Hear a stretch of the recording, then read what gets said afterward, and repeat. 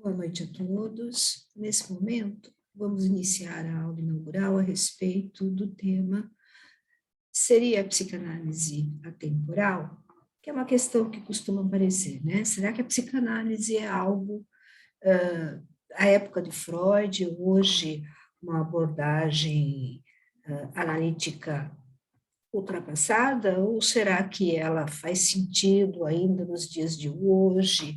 Que modificações a gente observa na sintomatologia, dos quadros clínicos? Então, vamos discorrer um pouco a respeito deste tema, e também o papel do psicanalista, a formação do psicanalista. Então, iniciando essa aula inaugural, seria a psicanálise atemporal? Vejamos a época de Freud, como era o mal-estar na sua época, né?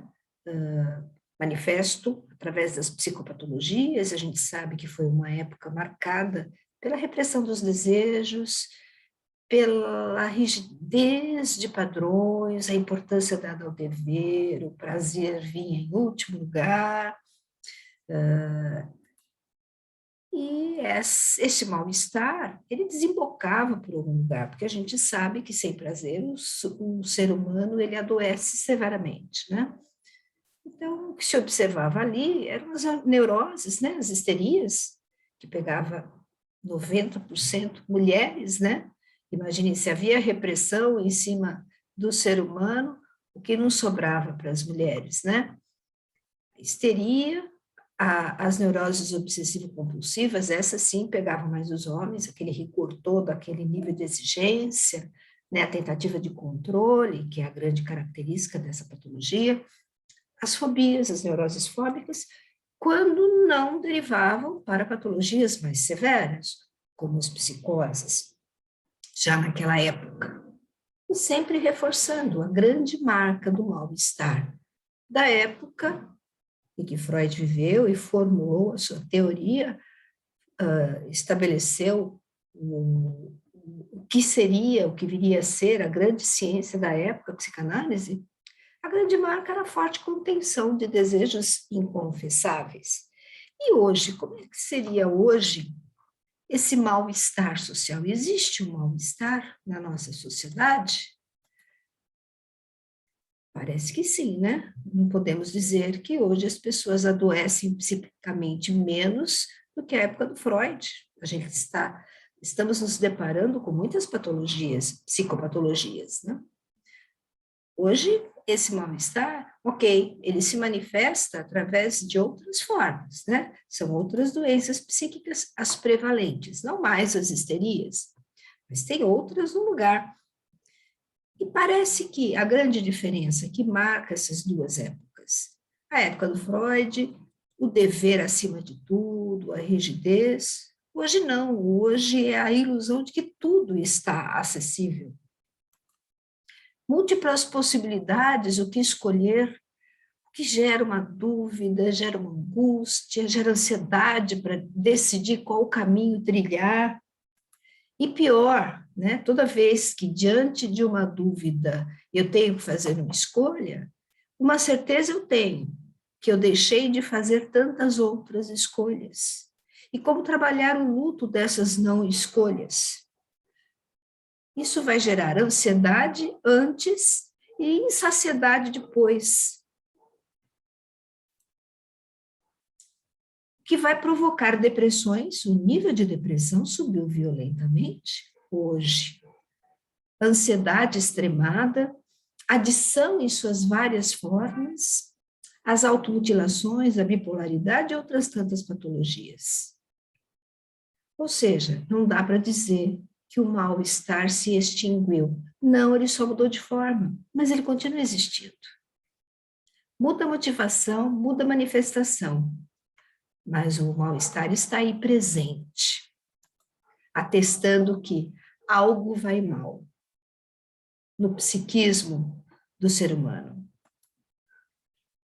Vamos só entender a etiologia da palavra grega, análise. Aná significa partes, lises, decompostas. O que Freud sugeria, então? Que, através da indução do analista, poderia-se chegar ao transbordamento dos conteúdos censurados, porque era a grande marca da época, da sua época, né? O rigor levava o sujeito a censurar, a recalcar, a jogar lá para dentro essas feras. Esse rigor transformava conflitos em conteúdos inconscientes, né? Não quero nem pensar. O indivíduo engolia e isso acabava enveredando para o porão mental, jogados para lá. E fortes geradores de desarmonias e muitas vezes patologias, enquanto não revistos, não assimilados. Psicanálise nasce daí, desse recalcamento, dessa repressão, o recalque, que é o termo mais exato, né? A repressão pode ser alguma coisa que você adia provisoriamente, mas se você não trabalha, não resgata aquilo para assimilar, para lidar, aquilo acaba escorregando e você esquece, vai para o porão mental, mas continua lá, a provocar fortes desarmonias sem que você se dê conta. Nesse sentido, os tempos mudaram. Hoje não há tantos recalques. Hoje há repressão, sim. Né? Eu reprimo uma vontade porque eu escolhi fazer outra coisa. Eu não reprimo porque vai contra os meus padrões. Eu reprimo porque eu não dou conta de fazer tudo. E acaba escorregando para o porão mental do mesmo jeito, porque o ser humano é o mesmo, desde a época da pré-história. Ele funciona do mesmo jeito. Então, os tempos mudaram. As motivações que geram mal-estar são outras, os sintomas também, como vimos, mas o homem continua a sofrer quando ele não consegue lidar com seus conteúdos mal resolvidos. E não dá para dizer que o ser humano de hoje é melhor resolvido do que o ser humano daquela época. Hoje ele é muito mais estimulado a fazer coisas, a descobrir coisas, a possuir coisas, e nem sempre ele dá conta, porque é humanamente impossível. Nós estamos vivendo na era da informação, a gente não dá conta de ler todos os livros que nos sugerem, a gente não dá conta de assistir todas as séries, de participar de todos os eventos, de tantas lives, né? E claro, isso vai gerando um desassossego quando o ser se percebe não tão up-to-date, né? Não tão atualizado como ele gostaria.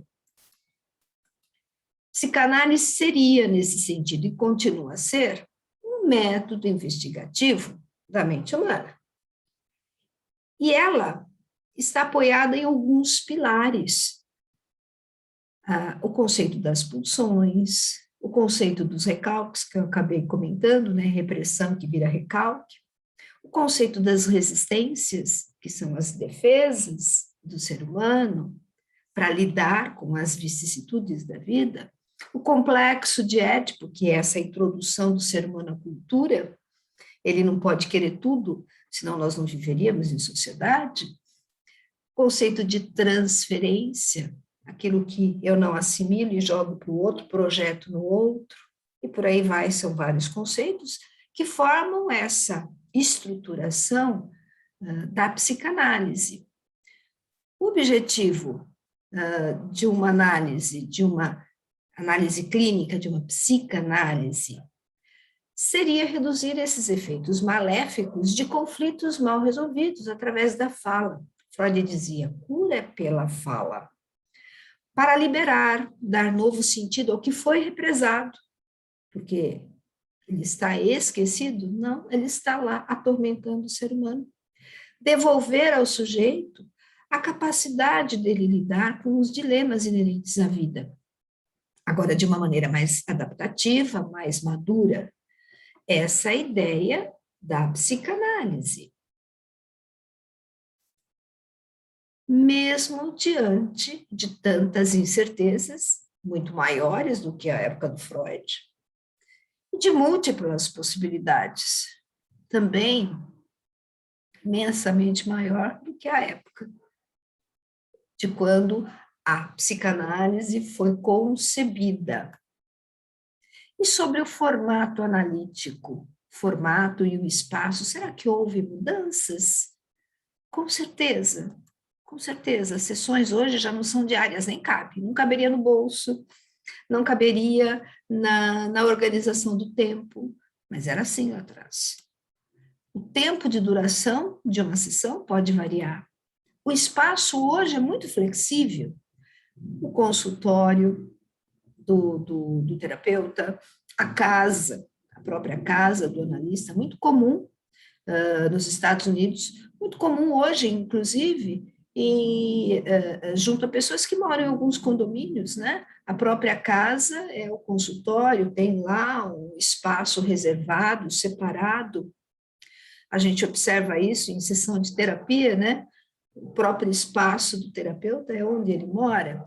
A casa do analisando, algo que era muito comum na época do Freud, e que continua a acontecer. Os ambientes abertos e, no pós-pandemia, mais claramente, o formato online. Mas a essência é a mesma. Ampliar a capacidade do analisando de lidar com os dilemas inerentes à vida. Não tem jeito, a vida traz dilemas, trilemas, quadrilemas, como diz alguns autores, né? Sem tantos subterfúgios, ou seja, sem sintomas. Freud dizia o Verleugnen, né? Que é a mentira, né? É o desmentido. O sintoma, ele é um desmentido, ele é uma arbitrariedade, ele é uma forma de você lidar com algo, não de cara limpa, está disfarçado, mas é sinal de que algo não vai bem. E como seria, então, a formação do psicanalista, considerando, nesse momento que estamos falando, considerando que a psicanálise é atemporal, como seria essa formação do psicanalista? Vejamos a seguir.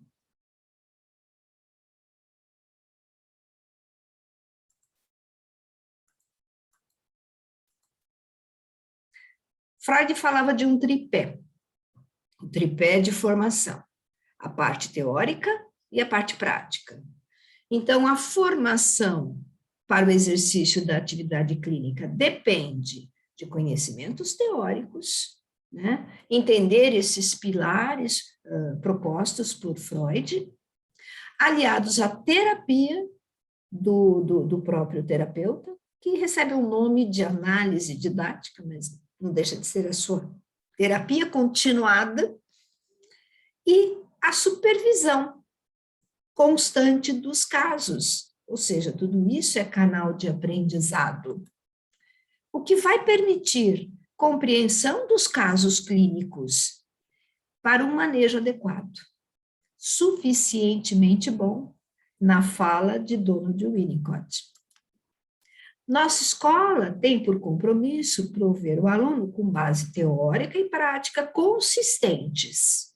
Né? Toda a estruturação do curso tem uma lógica própria, para que o aluno consiga entender e construir essa noção e edificar dentro de si, entender, compreender como funciona o psiquismo humano, aprendendo, inclusive, a decifrar o que está por trás dos sintomas. Né? A ideia é que haja um entendimento dos principais conceitos psicanalíticos que são fundamentais à clínica. Por isso que estudo de casos vem depois de uma abordagem, de uma formatação desse construto teórico tão importante. Para isso, vamos aprender, vamos conhecer um pouco, vamos abordar alguns destes conceitos importantes para o manejo, importantes para compreender a dimensão dos simbolismos por trás dos sintomas. Os sintomas são simbolismos. É uma linguagem nova que nós estamos aprendendo, né? O que está por trás daquilo? Que o paciente deixou, analisando, deixou de manifestar de maneira mais objetiva, mais clara, e o faz agora de uma forma indireta, de uma forma metafórica, porque o sintoma é uma metáfora que tem a ver com um sofrimento que está atrapalhando, que está prejudicando o caminhar deste sujeito, está deixando marcas. Então, nesse sentido, como é que entenderíamos alguns dos conceitos? Vamos ver o nosso processo educacional. Nós nascemos, o bebê quando nasce, ele é puro inconsciente. O nosso agir, sim, ao longo do tempo, vai sofrendo influências do processo educacional, do contrário, não haveria condições de uma convivência em sociedade. Então, à medida em que o ser humano descobriu que viver em sociedade traz benefícios, traz ganhos, ele precisou abrir mão de certos desejos incompatíveis com esse novo formato de viver. E sempre lembrando, até certo ponto, nós abrimos mão de nossos desejos, alguns até inconfessáveis, outros mascarados. No limite, nós vamos para o instinto de sobrevivência, não tenha dúvida. Se tiver que matar alguém para sobreviver, o ser humano chega a esse ponto, alguns chegam. Se vocês pegarem a tragédia lá nos Andes, né, aqueles que optaram pela vida acabaram ingerindo carne humana, era o único jeito. Outros não conseguiram fazer isso, sucumbiram. Então, no limite, nós voltamos a ser aquele ser mais primitivo. Mas, no convívio, no dia a dia, nós abrimos mão de certos desejos para conseguir um mínimo de convivência. No limite, voltamos a eles. Então, se o agir do ser humano, em função do processo educacional, sofre modificações, aquela voz interna que nos impele a buscar resgatar o equilíbrio, esta não se subordina a nada. Freud deu um nome a essa instância que vem junto, né? Padrão de fábrica, veio junto conosco, que é aquilo, que é o id. O id é essa instância que nos impele a resgatar a homeostase, que não se subordina a nada. É aquele que mora dentro de mim, e que já nasce como ser humano. O ser humano nasce inconsciente por o id mora lá no inconsciente.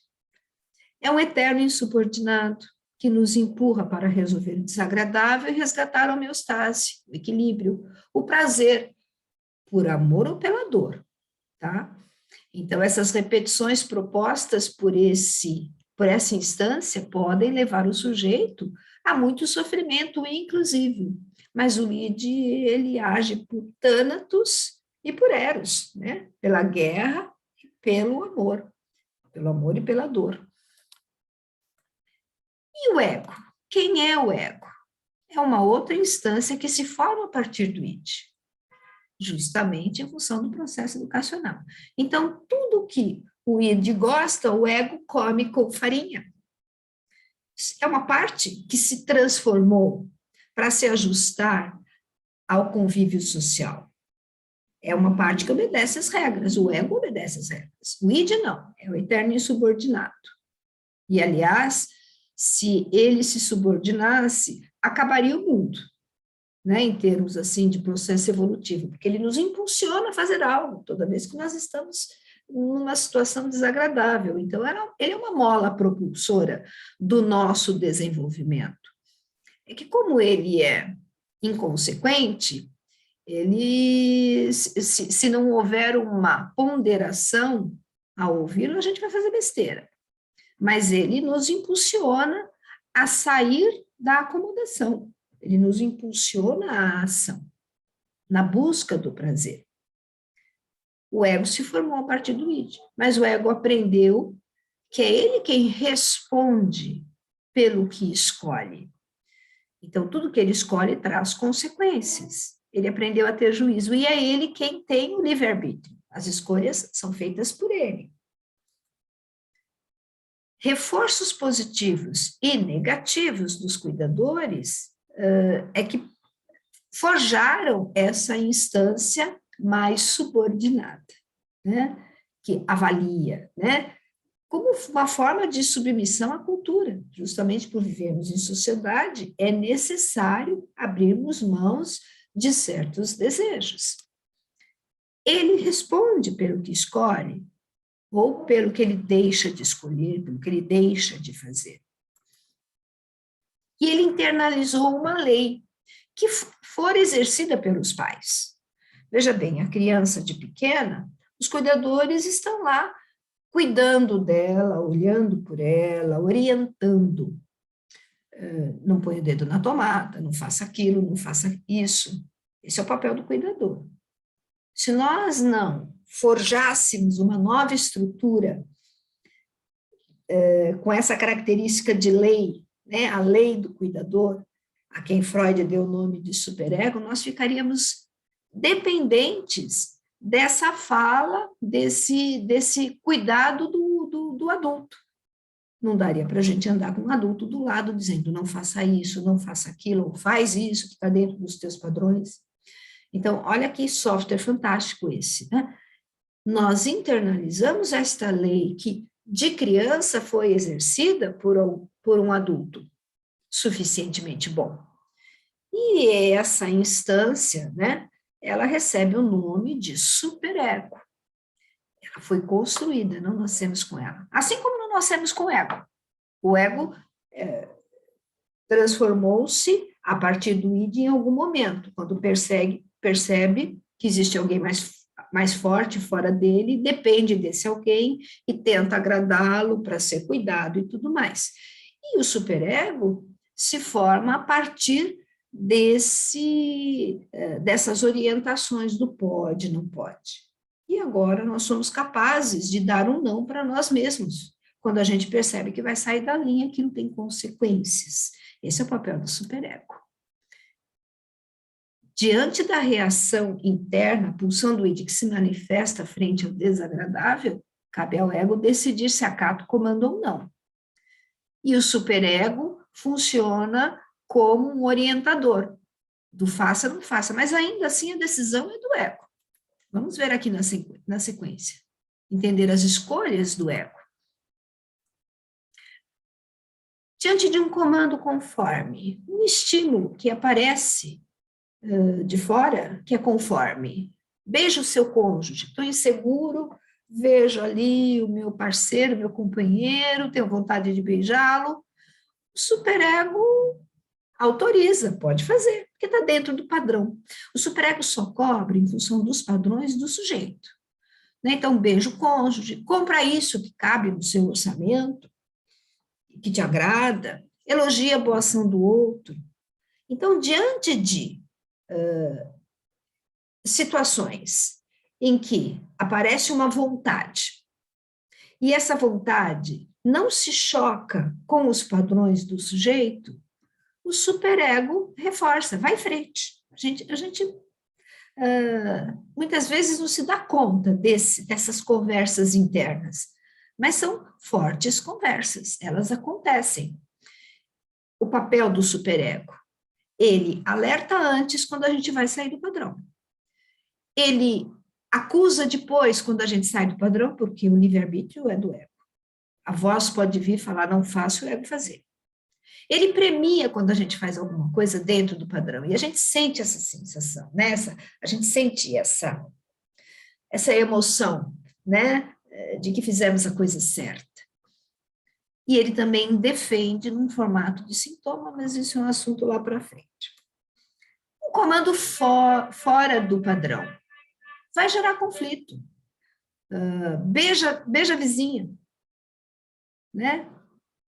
Agride quem te agride, né? Responde, vai ficar quieto. Né? Só que se esse não é o seu padrão, você não é um agressor de carteirinha, agredir o outro depois pode gerar distonias. O sujeito não fica bem. Então, lembrando, de qualquer maneira, o id não se subordina a nada, o id vai mandar pulsão agressiva diante de uma situação desagradável. Diante de uma fechada no trânsito, o id vai mandar pulsão agressiva. Cabe ao ego decidir o que faz com aquilo. É uma escolha do ego. Se acata, se não acata.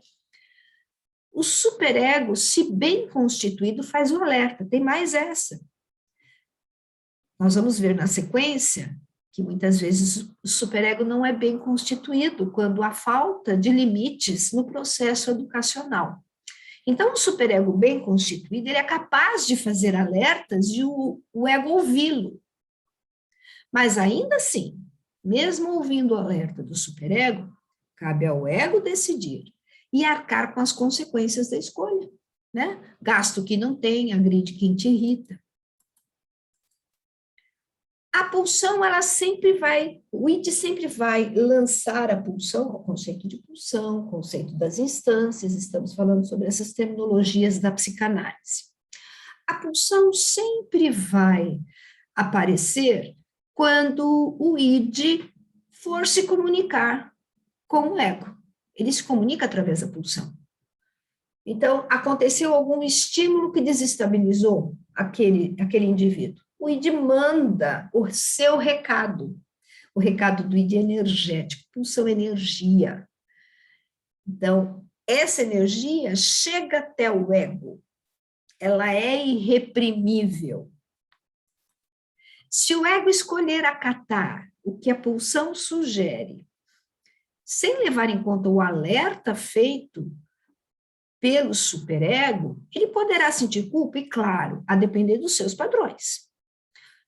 Depende da sua consciência empática. Um sujeito mais primitivo agride e fica bem.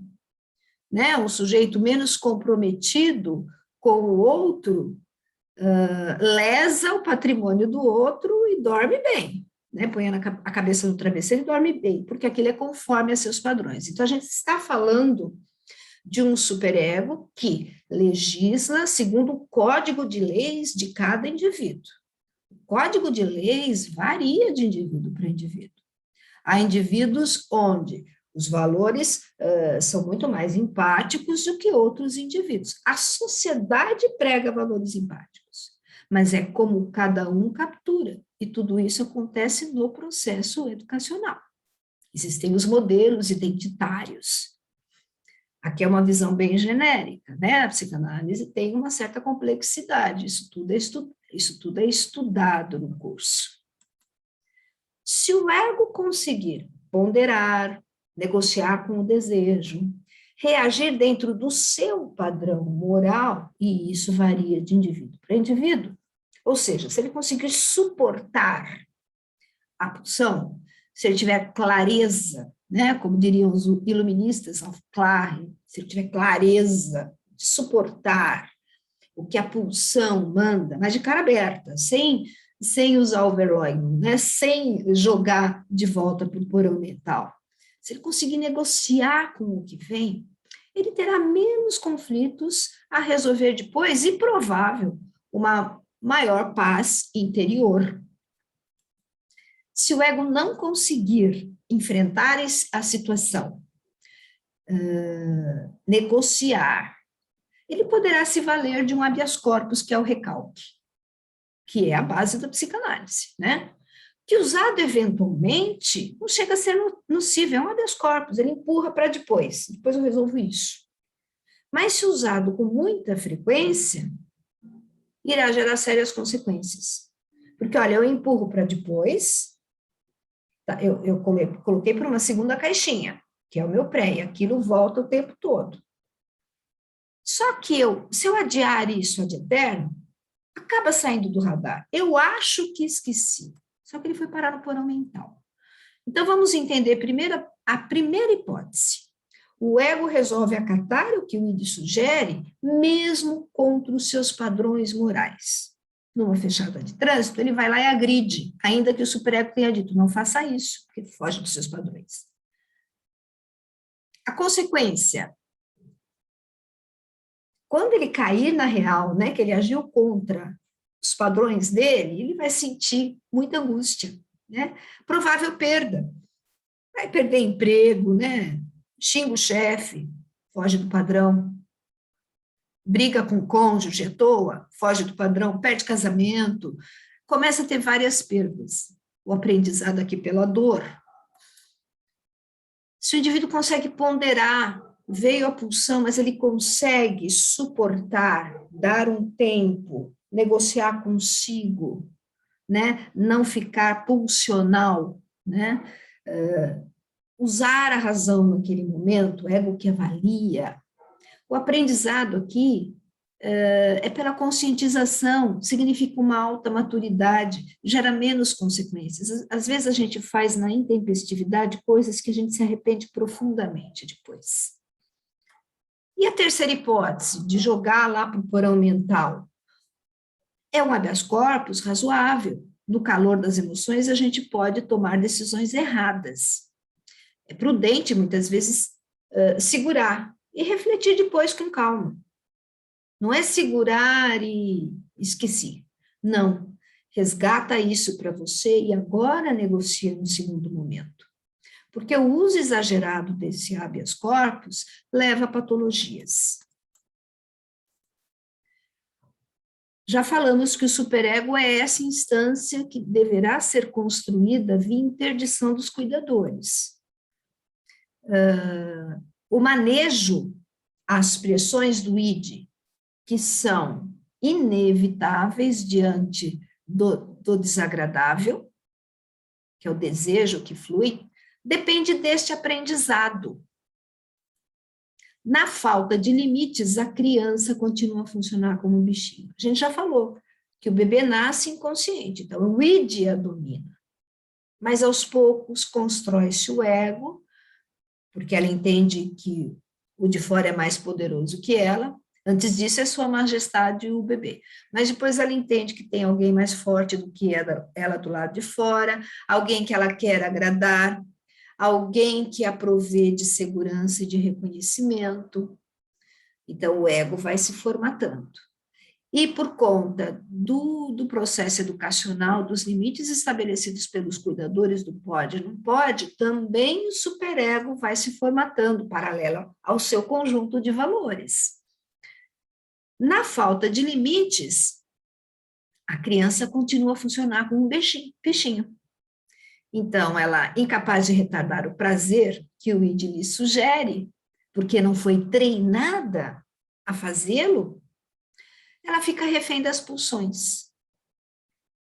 E se a gente parar para observar, os limites não tem sido uma prova fácil para os cuidadores de hoje em dia, porque impor limites implica em também suportar a reação do filho que reage, porque é natural reagir, né? É um treino. Então, essa instância precisa ser construída e dá trabalho educar. Um superego incipiente, então, não houve uma ocupação dos pais em dar essa condição para a criança refletir a respeito daquilo que fez que não deveria ter feito. Com esse superego, o superego não se constrói adequadamente, fica incipiente. Como o superego é incipiente, esse superego não é bom interditor. Os pais não foram bons interditores. Como é que eu vou fazer esse construto adequado diante de pais que não foram bons interditores? Aí o meu superego, a fala dele é muito distante. Pode. Quando vai ver, o ego já fez, nem ouviu, né? O ego sem musculatura para ponderar, para razonar, porque veja bem, juízo crítico depende de um superego bem construído. Então, se ele não foi bem construído, o ego fica sem musculatura para suportar a pulsão, porque a pulsão vai bater no ego. Um superego bem construído, ele direciona, faça, não faça. Se ele não foi bem construído, é uma voz muito distante e o ego fica à mercê dessas pulsões. Ele não aprendeu a lidar com o desprazer, inclusive. Essa é a função do processo educacional. Em ambientes menores, mais resguardados, no ninho, permitir que a criança aprenda a lidar com o desprazer, para suportar o que vem lá de fora, porque a vida não nos poupa. Mas se eu não aprendi de casa a lidar com o desprazer, Como é que eu vou suportar, por exemplo, o rompimento de um namorado, de uma namorada? Olha o aumento do índice de suicídios por banalidades, por sujeitos que não aprenderam a suportar as desilusões que acontecem, porque faltou musculatura emocional para isso, algo que eles poderiam ter adquirido de acordo com uma educação com limites adequados. Existe o outro extremo. Se os limites forem impostos de maneira muito autoritária e cruel, poderá haver muito represamento de desejos. Olha lá, a hipótese freudiana dos recalques, né? Desejos que poderiam ser melhor negociados dentro de uma educação mais equilibrada, o que vai gerar muito recalque e inabilidade frente a conflitos. Então, se a gente parar para analisar, excesso de limites é a grande característica da clínica época do Freud. Falta de limites é a grande característica da clínica atual. Não quer dizer que hoje em dia não tenhamos casos na clínica de pessoas com uma rigidez muito forte, porque não é tão clara essa divisão, né? Existem famílias em que o rigor é absoluto, e aí a gente está falando da clínica mais tipicamente freudiana, com muitos recalques a serem trabalhados, aquelas neuroses que hoje se observa ainda, né? A gente lida com histéricos, a gente lida com obsessivos compulsivos, mas é muito mais comum, ao longo do tempo, a gente observar na clínica os casos de analisandos que vêm para o consultório, vêm para a análise, consultório dentro dessa visão mais abrangente, que pode ser uma terapia online, né?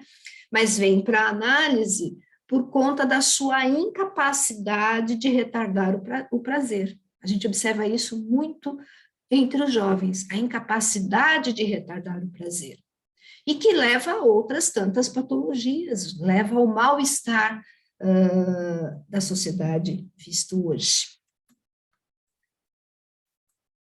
A psicanálise clássica nasceu da última hipótese, desse recalcamento, dessa rigidez. Recalcar na construção civil, o rebaixamento do solo para a estrutura, para a edificação sobre essa estrutura. Na psicanálise tem o mesmo sentido. Rebaixar é lançar para uma área mais antiga, inferior, né? Nesse sentido, inferior, mais antiga, que é o inconsciente, tirar do campo consciente, que é um habeas corpus necessário em certas situações. No calor das emoções, a gente faz besteira, então às vezes precisa dar uma respirada, dar uma segurada, dar uma ponderada, dar uma recalcada, um rebaixamento, ou pelo menos uma reprimida, jogar para o pré-consciente, para depois poder refletir a respeito. Toda vez que abrimos mão de um desejo, uma ação que gostaríamos de tomar e não fazemos, sem negociar conosco ou com o outro, nós podemos na hora ficar afetados. Aquilo nos incomoda, porque o ID manda a pulsão na hora, né? Aquilo nos incomoda, mas esse conteúdo, né, que gera essa desarmonia, acaba saindo do radar em algum momento e deixa de nos incomodar. Mas não desapareceu, não. Ele só mudou de campo. Ele saiu do consciente e foi para algum lugar. Ele não desaparece. Há gasto de energia, inclusive, para mantê-lo esquecido no inconsciente, porque num primeiro momento a gente afasta da mente, do campo consciente, mas ainda fica pensando nisso, está no pré. Mas parou de pensar e não resolveu. Ele escorrega naturalmente para o porão mental e vai lá se juntar a outros tantos conteúdos que foram, talvez, inicialmente reprimidos e acabaram recalcados, né? Então, percebam que essa dinâmica continua acontecendo. não muito diferente do que acontecia na época do Freud. Nós somos movidos a energia.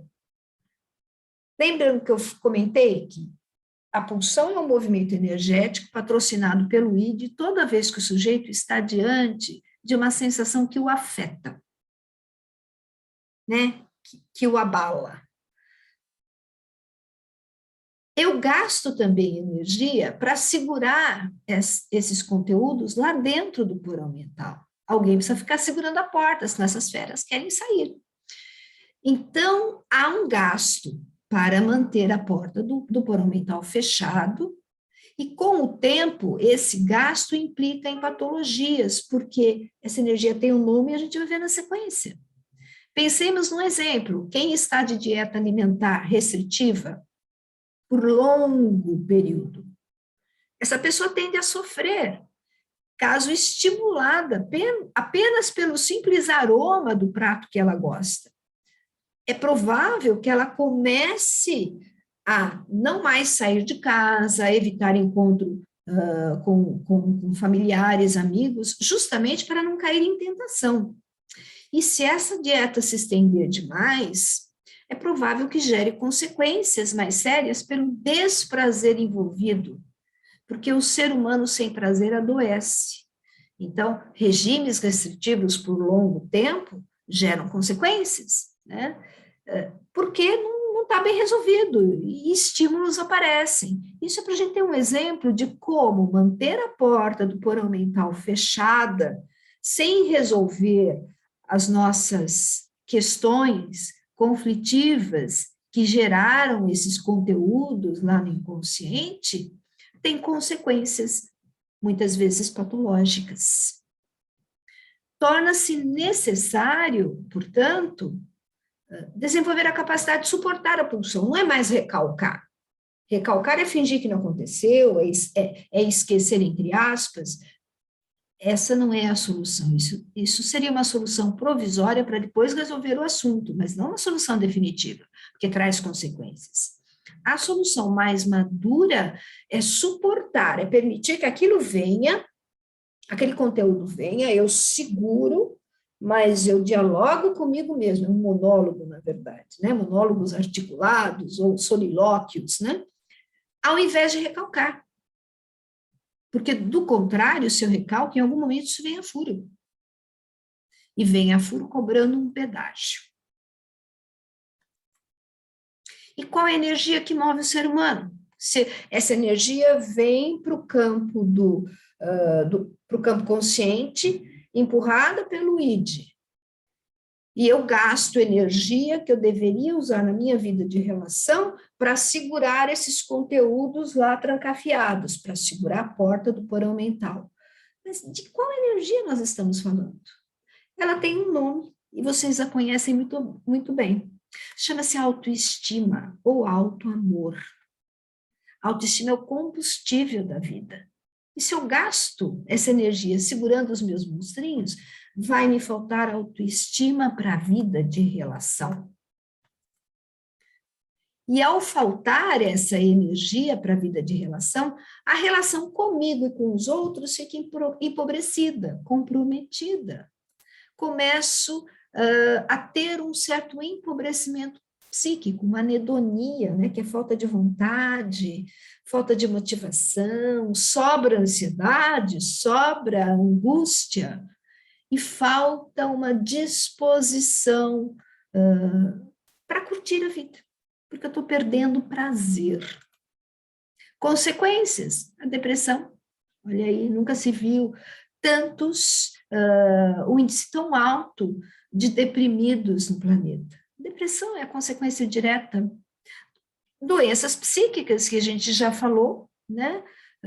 As adições, isso é uma doença psíquica. As adições, a bipolaridade, e doenças orgânicas também, porque quem adoece primeiro é o psiquismo. E essa toxicidade é lançada para o corpo. É interessante se a gente parar para observar essa questão de quem adoece primeiro, né? Eu não sei aqui quem já teve algum problema com herpes labial. A herpes labial tem um forte componente psíquico, a manifestação. Toda vez que ficamos mais estressados, mais mobilizados, é nessas circunstâncias que a herpes aparece. Gripe também, quando a gente está mais cansado, mais em desarmonia, a gente abre brechas e a gripe se manifesta. É claro que tem a questão de contágios e tudo mais, mas por que alguns pegam, outros não pegam? Né? Porque alguns se resfriam mais facilmente, outros não. Tem a ver com a questão psíquica, sim. O Deepak Chopra tem ele faz uma interpretação interessante. Ele diz assim, que as células do nosso corpo o tempo todo bisbilhotam a nossa mente. Toda vez que elas percebem a mente em harmonia, elas entendem que está tudo bem e o indivíduo fica ok, permanece ok. Mas quando elas percebem a desarmonia do psiquismo, abre-se a fenda, uma brecha da imunidade e o indivíduo adoece. Então é fácil compreender isso, a gente fica muito mais vulnerável quando não estamos emocionalmente bem. Quem assistiu o filme, ou leu a respeito de Madre Teresa de Calcutá, ela, independente de questão de religião, estamos falando aqui de religiosidade, que é um tema importante na psicanálise, afinal de contas, todo mundo tem uma crença, não importa qual, mas todos têm uma crença, inclusive a não crença é uma crença. Alguém que acredita só no materialismo, ele tem uma crença.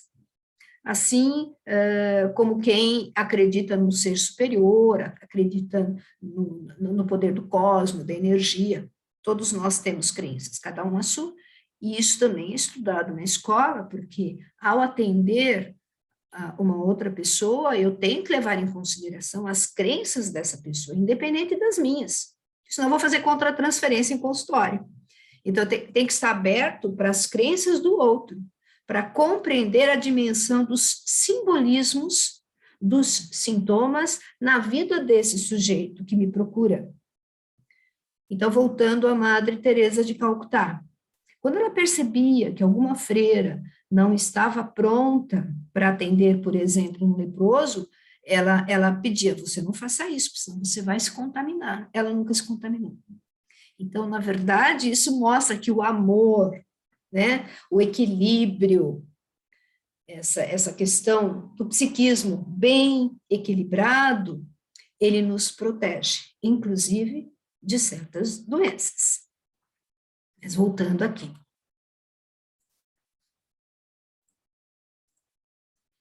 Vejamos, então, o excesso de utilização desse habeas corpus chamado repressão-recalque, numa relação conflitiva de um casal, tá? Um mal-estar que também pode ocorrer no trabalho, na relação com os pares, ou o chefe na hierarquia, ou em qualquer outra área da vida do sujeito, é similar. Vamos imaginar aqui é uma ideia, né, para se compreender como é esse psiquismo do humano. Né? Então, temos um campo inconsciente, o bebê nasce por inconsciente, é no inconsciente que mora o id, temos todas as nossas tendências, percebam aqui que já tem um monte de recalque, essas bolinhas cinzas são os recalques que esse sujeito vem acumulando ao longo da vida. Temos o pré-consciente, que é o nosso HD, onde a gente guarda todo o nosso conhecimento. E temos o campo consciente, onde está o ego. O campo consciente é esse aqui, onde estamos conversando. Não dá para ficar todas as informações no campo consciente. Por exemplo, raiz quadrada de 2. Alguém estava pensando nisso antes de eu perguntar? Então, essa informação, se alguém lembra, está guardada no pré-consciente, a gente já aprendeu. Para alguns está muito viva, porque usa mais, para outros está numa caixinha mais afastada, mas está por lá.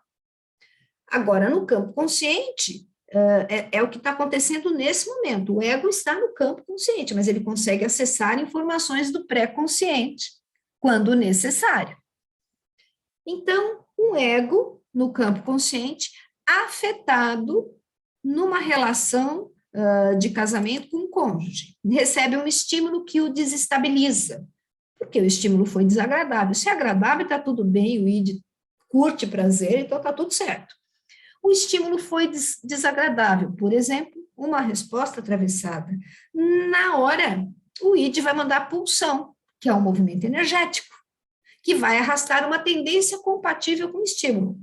Com certeza, a tendência não é amorosa, é provavelmente uma tendência agressiva, que vem para o campo do ego. Essa energia bate no ego. Agora, o ego está usando o habeas corpus do mundo, não vou nem pensar nisso. Ele devolve esse conteúdo para o inconsciente. Recalque. O ego devolve a energia para não brigar. E gasta energia agora para ficar contra-investindo. A sua autoestima começa a cair na frente do cônjuge.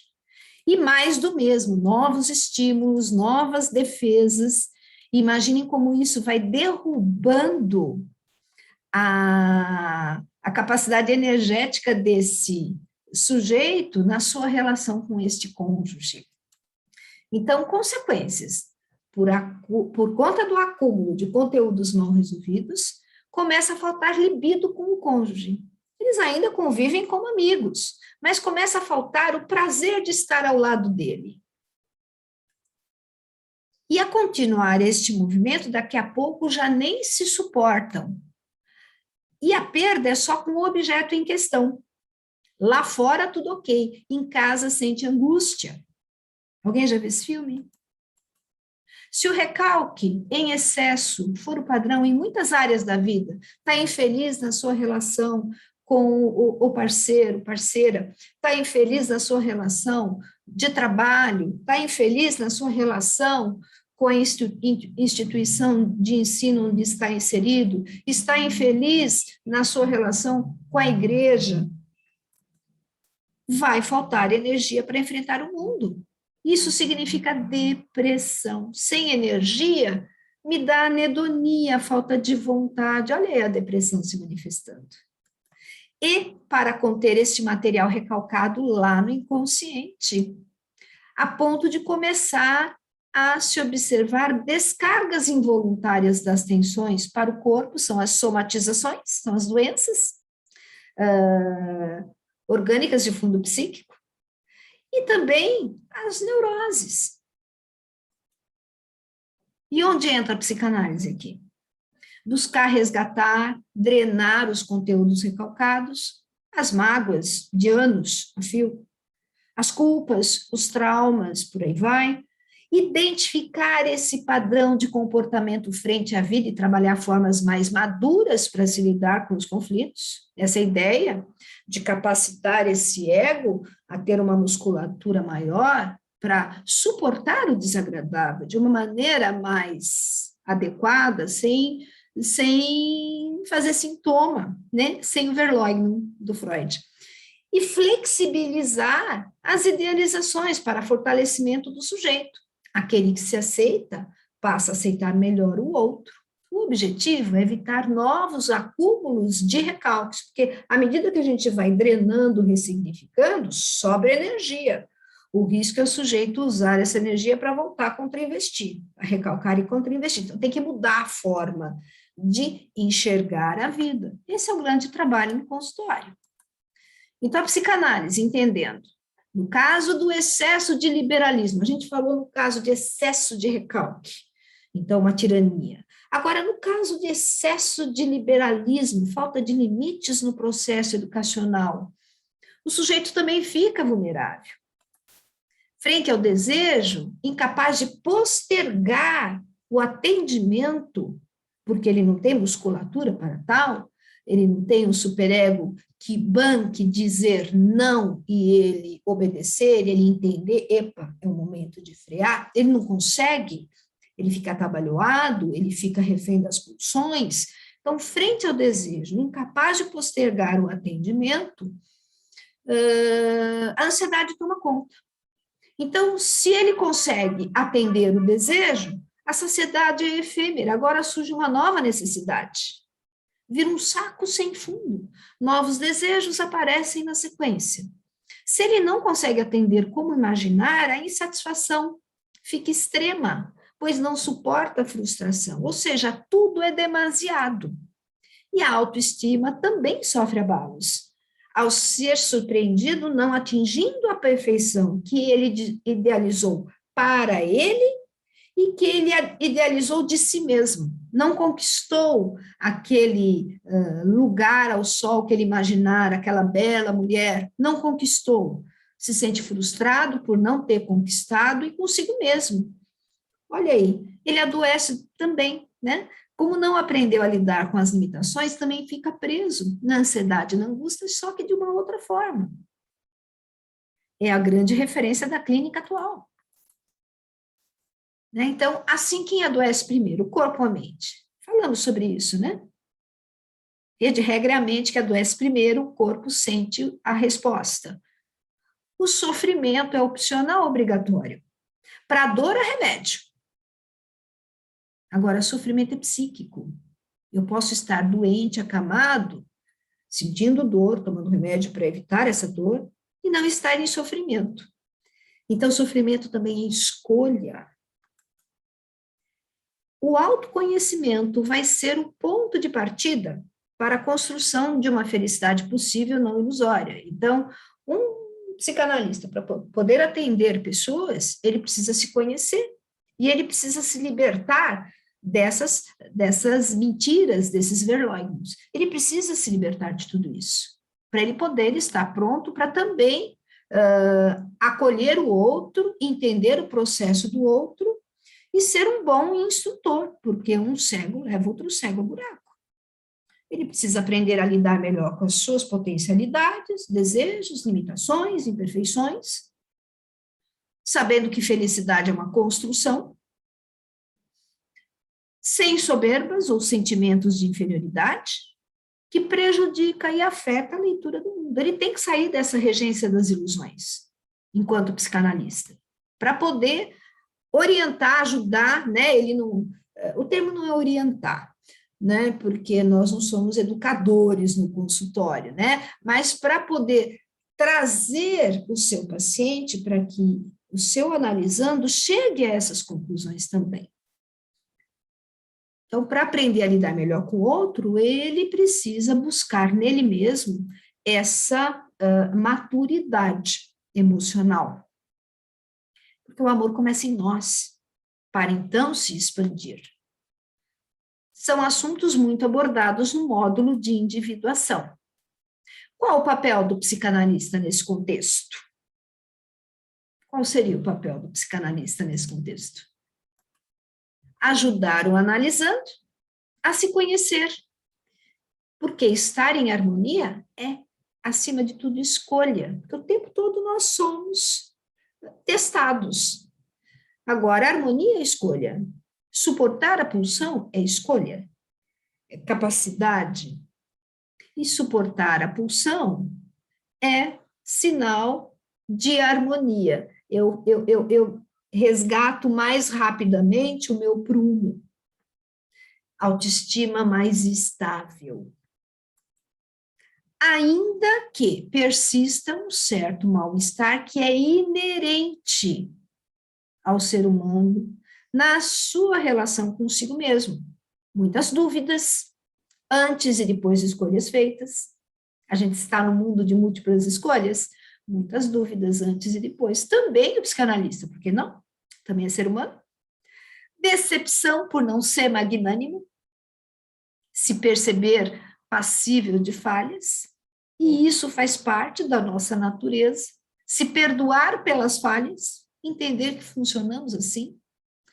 Acertar para a próxima, essa já foi, vamos acertar para a próxima vez fazer escolhas mais adequadas. Também entender, né, que há mal-estar na relação com o outro, um certo mal-estar. Quando as suas expectativas não são atendidas, quando se sente maltratado ou não acolhido como idealizara, e isso faz parte das relações maduras. O outro não está aqui para nos servir, para nos alegrar, o outro está aqui para também crescer. E a gente aprende muito na alegria e na tristeza. Essas dificuldades fazem parte do processo de ser ou tornar-se um humano. Incompletude, incompreensão, faz parte da nossa natureza. Somos seres insatisfeitos por natureza, sim, sempre em busca de algo. O id nos movimenta nesse sentido, através das pulsões. E liberdade de escolha implica e se reflete em angústia, não tem como. E angústia, ainda que inerente, ela é passível de ser calibrada via autoconhecimento.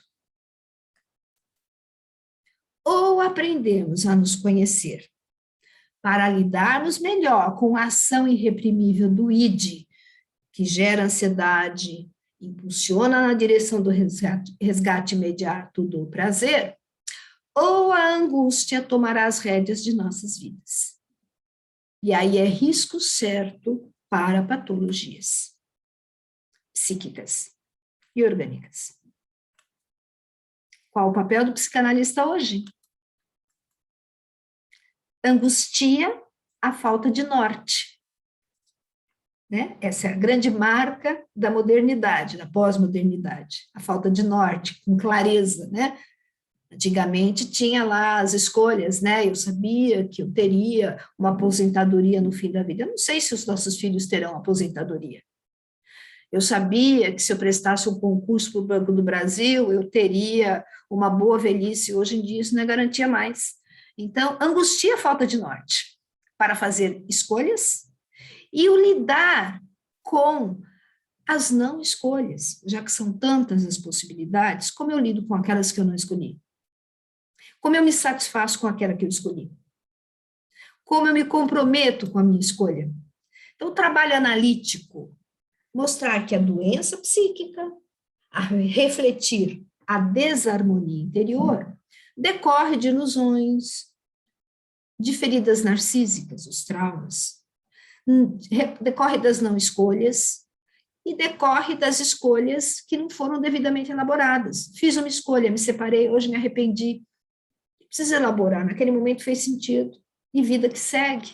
Então, essas não elaborações de escolhas feitas e não elaborações de escolhas não feitas corroem o ser humano. O terapeuta está aqui para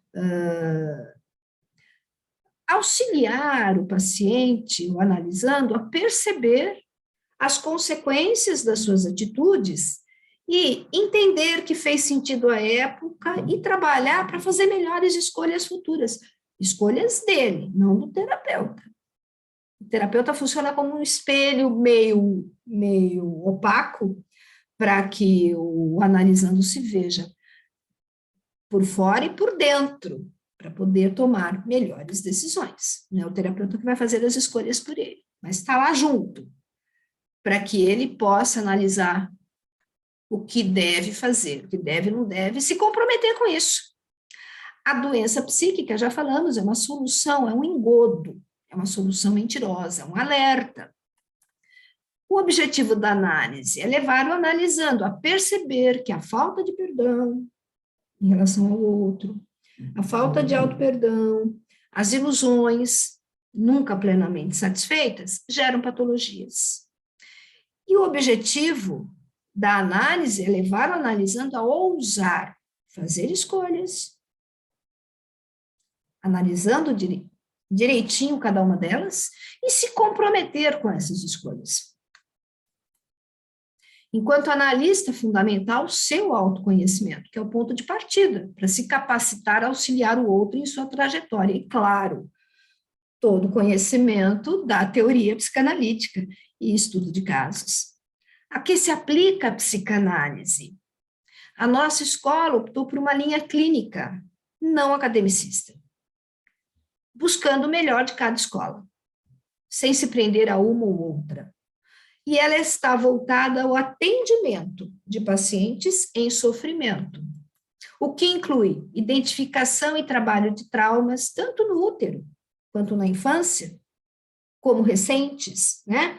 E esses mais antigos, via técnicas de acesso ao inconsciente, técnicas projetivas, trabalha-se questões, né, da hipnose natural para buscar conteúdos que estão lá afligindo o ser, que estão esquecidos no inconsciente. Ajudar os indivíduos a se capacitarem, a superar suas neuroses, suas depressões, os medos desproporcionais, lembrando que o medo é um freio necessário. Existe o bom medo, que faz com que a gente não tome atitudes atabalhoadas, mas ele só não pode estar fora de contexto, ele não pode estar exagerado. As inseguranças, vencer as dependências, as mágoas, as revoltas, as culpas. E trabalhar novas disposições frente à vida de relação, pela revisão da sua relação consigo mesmo e uma nova forma de lidar com a angústia, já que a angústia é inerente ao ser humano, aprender um manejo mais adequado da angústia. O jeitão do nosso curso são 42 meses. No primeiro ano, nós fazemos o primeiro módulo é individuação, que poderia estar em qualquer módulo, em qualquer momento do curso. A gente optou para que seja o início do curso, são 6 meses, e depois 36 meses da teoria psicanalítica e estudo de casos. Essa é a parte teórica. Depois temos a parte prática, que inclui 3 fases. A primeira fase é a análise didática do futuro terapeuta. A segunda fase, ela é um diferencial da nossa escola, é o atendimento acompanhado. Então, o aluno, ele vai ver o seu terapeuta atender alguém da clínica social, ele vai participar, inclusive, então ele acompanha, ele entende, ele percebe o manejo, e ele herda esse paciente, outros tantos que ele queira pegar, da clínica social, na fase 3, quando ele vai para a supervisão obrigatória, né? Então, ele atende sozinho e é supervisionado num outro momento pelo seu terapeuta. Esse é o desenho da parte prática. Para efeito de formação, nós estamos falando de aproximadamente 52 encontros, mas é evidente que tanto análise didática quanto supervisão é algo continuado na vida de um futuro terapeuta. Não tem como não dar continuidade a essa prática, faz parte dessa formação.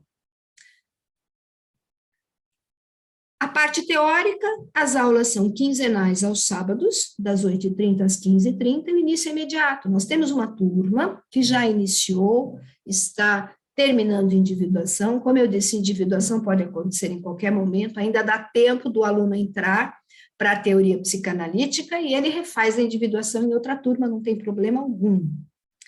E aulas semanais às terças é uma outra opção, das 19 às 22, todas as terças. De sábado, são 2 aulas, né, de manhã e à tarde. Às terças é uma aula, por isso que o curso semanal é toda semana, o curso de sábado é quinzenal. O formato é híbrido. As turmas de terça, a partir do próximo semestre. As turmas de sábado já dá para começar agora. O formato é híbrido, ou seja, voltaremos em breve para as aulas presenciais, mas o Zoom veio para ficar. Todas as nossas aulas são gravadas no Drive da turma, então a pessoa pode assistir novamente e tudo mais. Né? Mas fica a critério, né? Quando voltarmos às aulas presenciais, fica a critério, se o aluno quiser vir, ele poderá vir, o lugar dele está reservado. Mas ele poderá continuar assistindo, cursando no formato online, até porque tem pessoas de outras cidades, tem pessoas até fora do Brasil fazendo curso. A proposta do curso de psicanálise, parte teórica, falamos, né, aos sábados, quinzenal ou semanal, às terças, na próxima à noite, né, quando de terça, de sábado e de manhã à tarde, terças a partir do próximo semestre. E a parte prática também mencionamos a respeito das fases 1, 2 e 3. A proposta, além disso, inclui outras opções.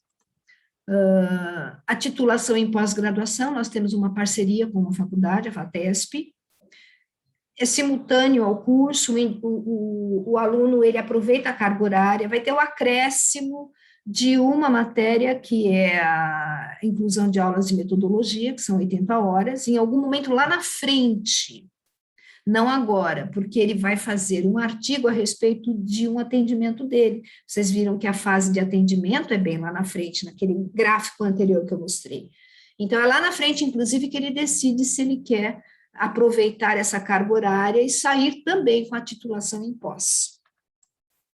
O curso de terapia de acesso ao inconsciente. Dentro do curso de psicanálise, existe uma carga de aulas de acesso ao inconsciente, mas nós temos um curso dedicado, com maior carga horária, com maior ênfase ao assunto, para quem queira fazer, né?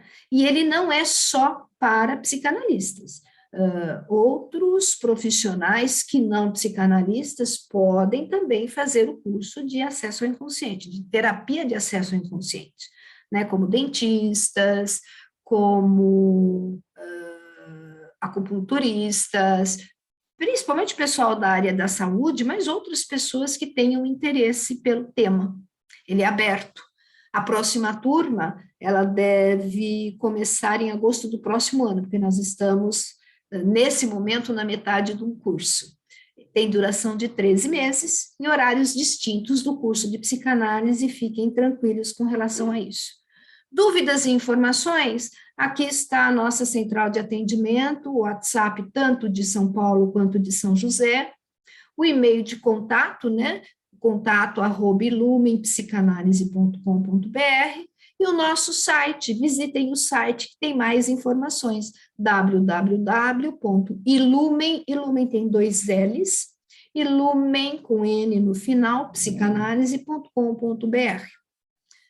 E a nossa apresentação termina aqui, espero que vocês tenham gostado, espero que vocês venham para o nosso curso. É uma ótima oportunidade para se formar psicanalista. Você que sente esse anseio, essa vontade de ajudar o outro, de ser um diferencial, venha e se reúna a nós. Nós estamos aqui no Sumaré, né? A escola fica numa travessa da Avenida Pompeia, no Sumaré.